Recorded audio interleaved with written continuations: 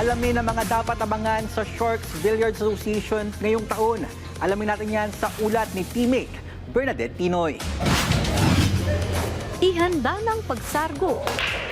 Dahil ngayong 2025, kaliwat ka ng billiards tournament na naman ang aarangkada, tampok ang ilang Q-stars. Siyempre, hindi magpapahuli ang Sharks Billiards Association o SBA dahil inilatag na ng ahensyang mga kaabang-abang na pool events ngayong taon. Una na dyan ang 2025 Sharks Executive League na inaasahang magsisimula ngayong buwan ng Enero. Susundan niya ng 2025 SBA Philippine Open sa Marso na magsisilbing scouting tournament at oportunidad para sa mga bilyaristang nais magpakitang gilas. At ang inaabangang SBA Draft Pick para sa Sharks Billiards Association Season 2. Magsisimula naman ang ikalawang season ng liga sa buwan ng Abril. Noong Disyembre lang nang itinanghal na kampyon ng Taguig Stallions matapos talunin ng Manila MSW Mavericks sa championship game. Bernadette Tinoy para sa Atletang Pilipino, para sa Bagong Pilipinas.